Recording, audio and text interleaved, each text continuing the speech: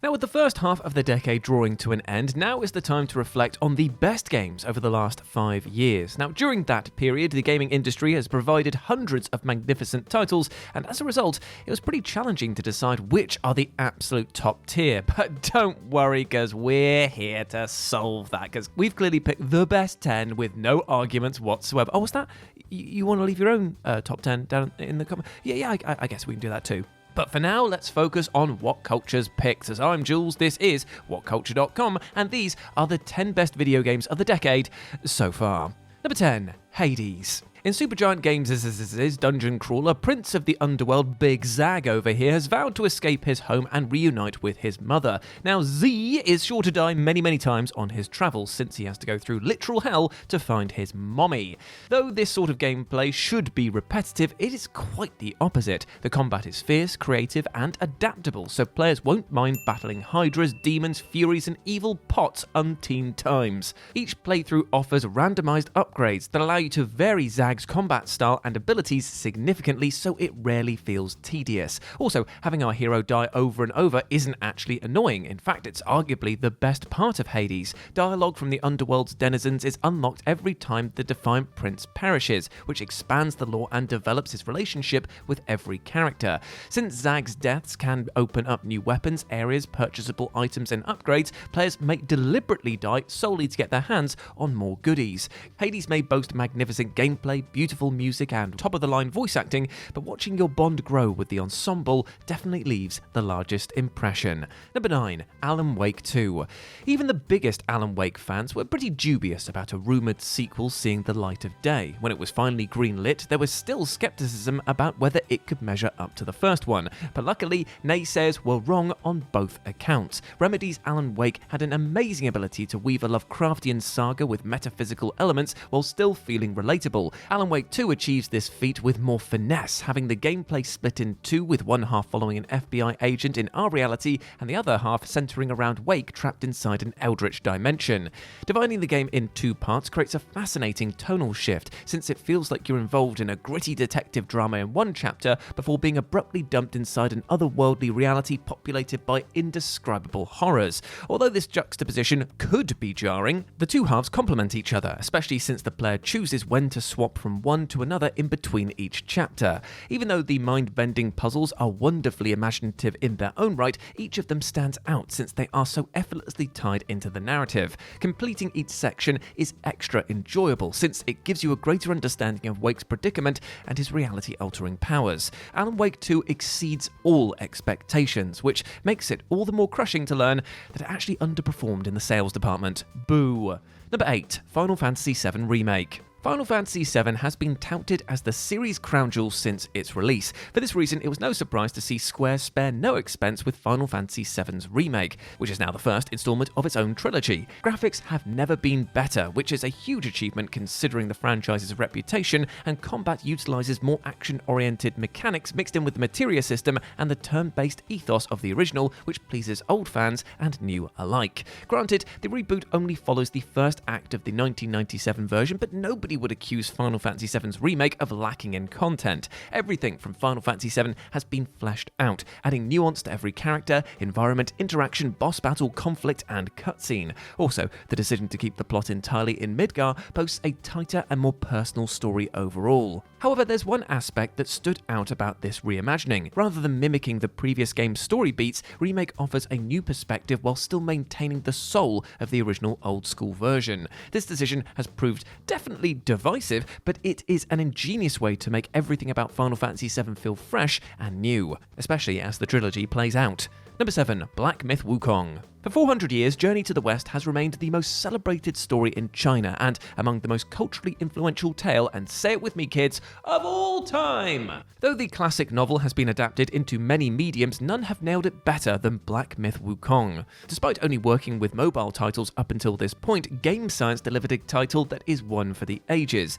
Now there are a few minor quibbles, but the gorgeous artwork, brimming content, lively gameplay, awe-inspiring score, unique boss designs, and tremendous combat system more than makes up for it. Even though the Asian folklore is dense and fantastical, it resonated with Western audiences due to the beautifully written story and grounded characters. Despite the high praise, Black Myth wasn't a guaranteed smash hit, since the source material and developers aren't globally recognized. That's why it was pretty inspiring to see the first Chinese AAA title to reach 2 million concurrent players on Steam and sell 80 million units in just 2 weeks, making it one of the fastest selling games ever. Number 6, Spider-Man 2. Spider-Man 2 picks up where the last entries left off, with the dual war crawlers teaming up to bring peace to New York City. However, Peter Parker's life spirals out of control when an alien symbiote corrupts his mind. When he discards the extraterrestrial, it infects Peter's oldest friend, Harry Osborn, transforming him into the monstrous Venom. Anyone familiar with the comics knows that Venom's primary host is Eddie Brock, not Harry. However, this switcheroo demonstrates what the developers were trying to achieve. Though Spider-Man 2 is crammed with marvelous supervillain fights, web-slinging action, and a vast open world to explore, the most important aspect is Peter's inner turmoil and his doomed relationship with Harry. As riveting as it is to watch the symbiote almost destroy Spidey's life, it's far more heartbreaking to see his childhood friend become his greatest enemy. Fighting the Lizard and Kraven the Hunter is awesome, but it doesn't hold a candle to watching this destructive and self-destructive conflict play out. Also, playing as both Spider-Men was an effective way to diversify the combat. Peter and Miles swap in battle in a way that never feels gimmicky, nor does it interrupt the flow of battle. Spider-Man 2 also deserves praise for fixing a few minor issues that were present in Spider-Man 1, namely that Mary Jane is fun to play as this time around. The original turned out so well the developers definitely had their work cut out for them with this installment, but immediately after completing the faultless prologue with Sandman, it's apparent Spider-Man 2 is the superior of the pair.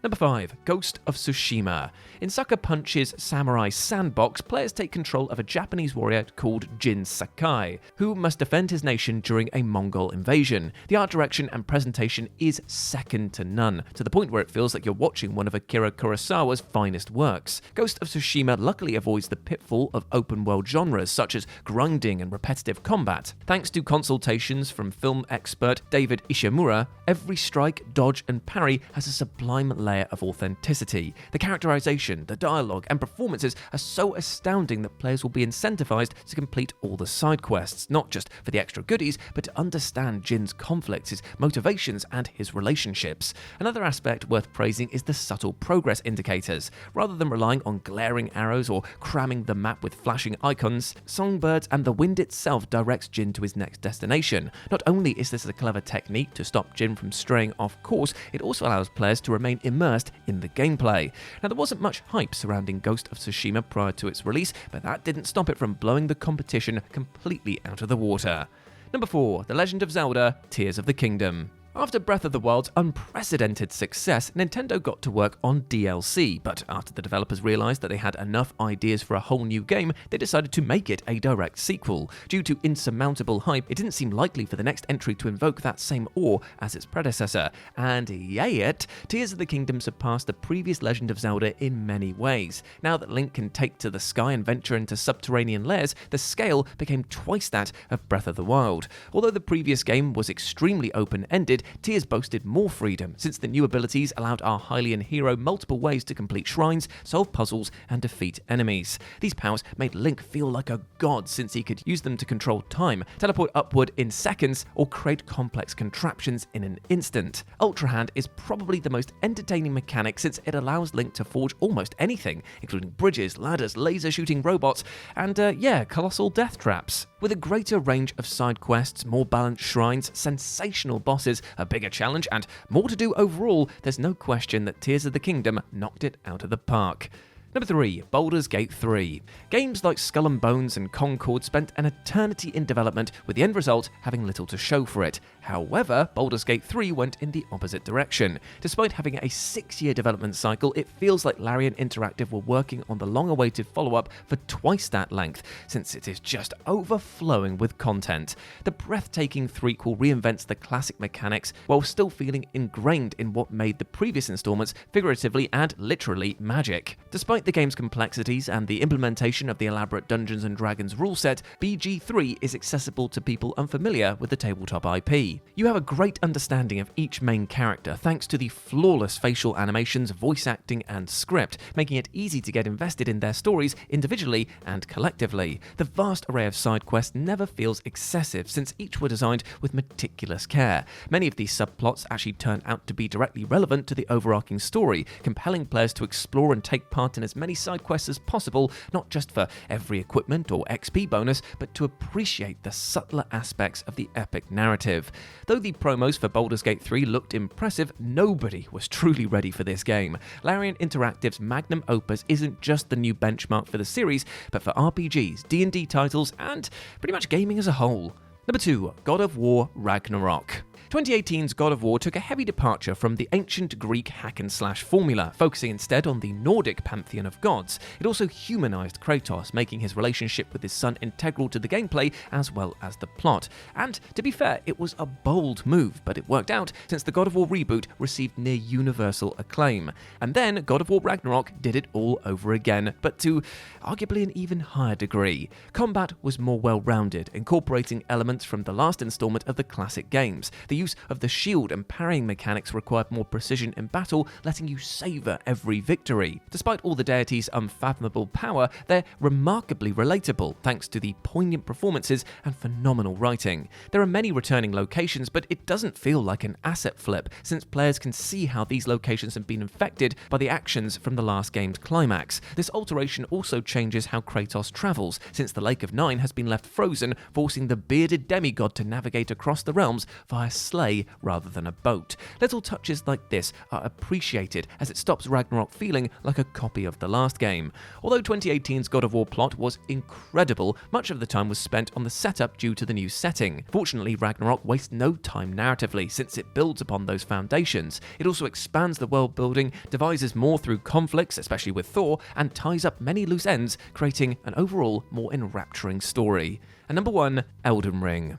Even though each Soulsborne seems to improve upon the last, From Software may have peaked with Elden Ring. Simply put, this sprawling fantasy title perfects nearly every element from its predecessors. Although previous titles had well-structured open worlds, the land between worlds is in its own league, especially when players bear witness to the luscious lands of Limgrave in the opening. More detail, history, and thought was put into each side quest than the average developer puts into an entire game, and you're given free rein, allowing you to explore in any way you see fit from the get-go. Getting lost is definitely guaranteed, but it rarely feels inconvenient as you regularly stumble upon fascinating characters, compelling lore, riveting enemies, and useful equipment. Of all the Souls games, Elden Ring provides the greatest challenge. Ironically, it happens to be the most accessible as well, since its non-linear gameplay allows you to face the toughest regions in your own time and when you've attained enough experience. And with over 100 bosses to fight in countless areas to explore, you're not going to run out of things to do for a long, long time. Though it initially looked like Elden Ring had no room for improvement, the Shadow of the Erdtree DLC proved From Software's well of innovation was far from empty. Despite the fact that many hype titles are on the way, including GTA 6, Ghost of Yotei, and Metroid Prime Beyond, Elden Ring could very well maintain its reputation as being the best game of the decade. And there we go, my friends. Those were the 10 best video games of the decade so far. Let me know what you thought about it, and also put your favourite games of the decade so far down in the comments section below, because I want to see them all. I want to see, have we gone wrong? Have we picked the true gems, or is there actually ones that have been underappreciated that you feel need more light? Let us know down in the comment section below. As always, I've been Jules. You have been awesome. Never forget that, and I'll speak to you soon. Bye.